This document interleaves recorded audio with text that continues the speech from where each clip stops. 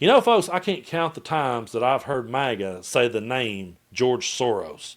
George Soros is the boogeyman in their world. And it's comical because I've always got accused of taking money from George Soros. They'll say, you get paid by Soros.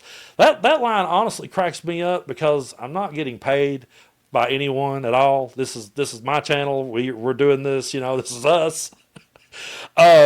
But that's the way they love to go about it. They love to say that stuff, and I say, you know what? If I had George Soros's money, I would not be here with y'all. I would be on an island somewhere, just kicked back, just watching the waves. I would be living the life. I would have it. I would have it made. I truly would.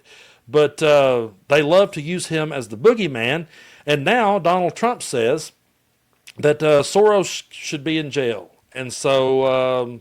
That is really going to excite MAGA. They're going to be very excited to see that their boogeyman, according to Trump, should be put in jail. So I'm going to read you this article here from The Independent. It's pretty ridiculous that we're even having this conversation. But Trump says that George Soros should be in jail for supporting progressive causes. He's a bad guy. It's not a crime to support progressive causes. I mean, that's just the headline in and of itself is pretty damn crazy to me. Yeah, he should be put in jail for supporting progressive causes. Anyway, that just kind of stopped me in my tracks. But anyway, so Donald Trump said that billionaire George Soros should be in jail as he continued to threaten the 95-year-old philanthropist and Democratic mega donor. The president has baselessly accused the Hungarian-born Holocaust survivor and founder of the nonprofit Open Society Foundation of funding protesters and demonstration against his administration. And for everyone that says, you're funded by Soros, I didn't even know that about Soros. That's interesting to know.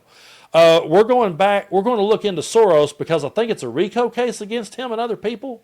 Trump said on Friday on Fox and Friends, and he referenced his demand that Soros should be prosecuted for racketeering. Because this is more like protest. This is real agitation, he said.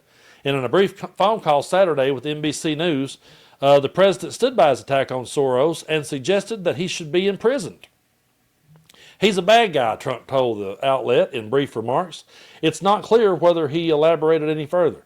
The Open Society Foundation funds progressive causes around the world with a focus on justice, human rights, and combating corruption in elections. Soros, with his affiliated super political action committees, is also one of the biggest spenders when it comes to funding the campaigns of Democratic candidates and causes, according to records with the Federal Election Commission. In response to Trump's latest threats, the Open Society Foundation referred to a previous statement rebuking the accusations as outrageous and false. The organization said the Open Society Foundations, founded by George Soros and chaired by Alex Soros, do not support or fund violent protest. Allegations to the contrary are false, and threats against our founder and chair is outrageous. Our mission is to advance human rights, justice, and democratic principles in the United States and around the world. We stand for fundamental freedoms guaranteed by the U.S. Constitution, including the rights to free speech, peaceful protest, that are hallmarks of a vibrant democracy. Last month, the group said, we do not pay people to protest or directly train or coordinate protesters. And folks, I have never in my life been paid to protest. That's like the craziest thing I've ever heard. Why are they that arrogant that they think someone would have to be paid to protest against their radical ideas? I don't understand how that would even be a thought. I don't look over at them. I see them, I don't think Trump paid the January 6ers to be there. I think they were every bit that crazy to go do that. I really do believe that they would die on that hill free of charge. So I don't understand their thinking on this. All Open Society grantees are required to comply with the law, and we expect our grantees to uphold our shared commitment to human rights, dignity, and nonviolence. The Open Society Foundation opposes all forms of violence, including violent protest. But following the killing of Charlie Kirk, Trump appeared in a video from the Oval Office and pledged to target each and every one of those who contributed to this atrocity, including the organizations that fund and support it.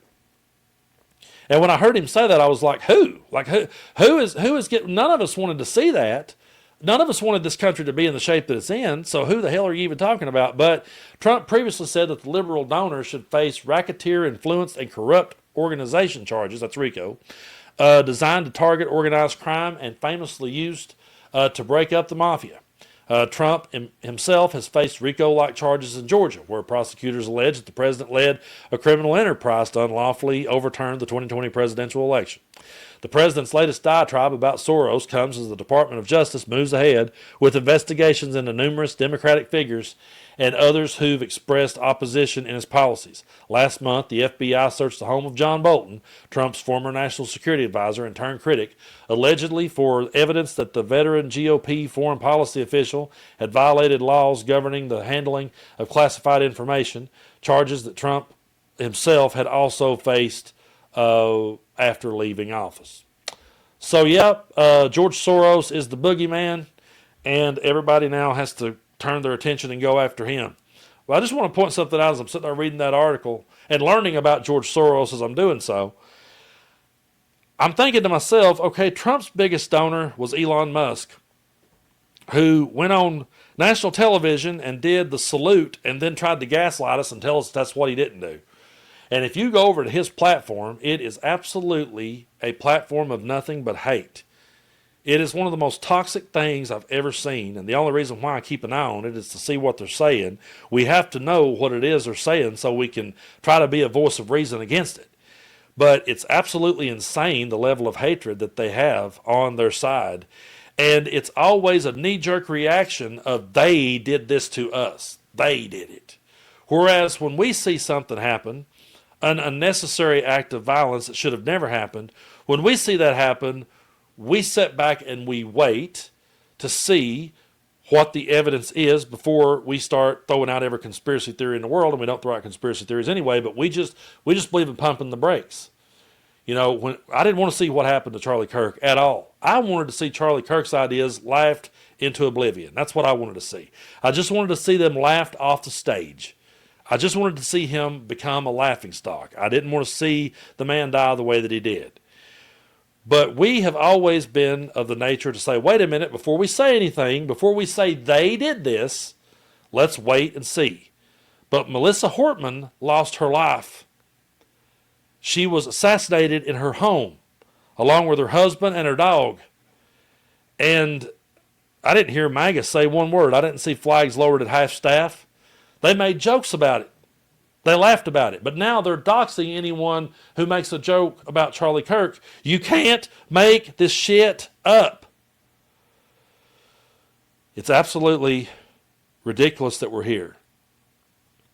I can't even wrap my brain around it. Sometimes I literally sit here and I say, okay, I see this. We have to talk about it. But how the hell do you make sense out of something this insane? But that's the world that we're living in. We live in a world where a voice of reason sounds like sour grapes, and we live in a world where one side is going, we don't want a war. We want to get to the root cause of it. We want to get down to the radicalization of these young men and understand it. And we want to see change in this country, and we want to see gun reform, and we want to see violence put to an end. We want to live in a peaceful society where we can exchange ideas. But we don't want to live in a world where we're stoking the fire, and stoking the fire is not calling something what it is by definition. So one more time for those in the back that says you shouldn't use the word authoritarian, think about what I just talked about, and then here's the definition of authoritarian. Favoring the strict obedience to authority, especially at the expense of personal freedom.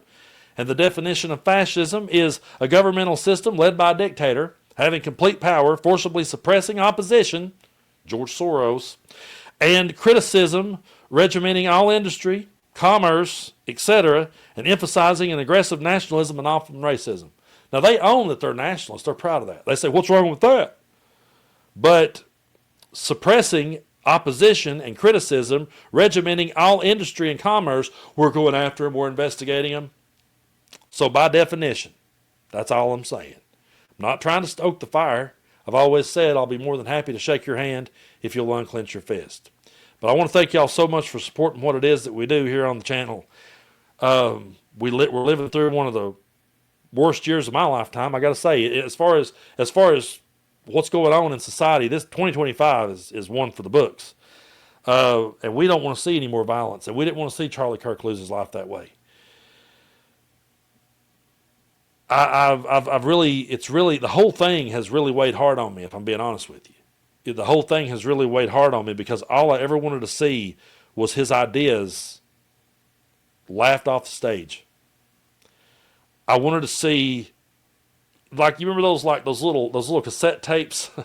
We all had cassette decks back in the day. Do y'all remember, like, when you go in like a gas station and you see some artist that one time had a #1 hit, but now they're just over here in this little dustbin? You know, you walk over here and you buy a little cheap cassette. Oh, yeah, I remember this guy. It should have just been that. It shouldn't have been him losing his life the way that he did. We denounce violence, and we condemn violence. And if it's one of our own, we will absolutely condemn them, call them out and say, it's bullshit. You don't represent our movement. You don't represent who we are. You don't represent democracy, and you don't represent freedom.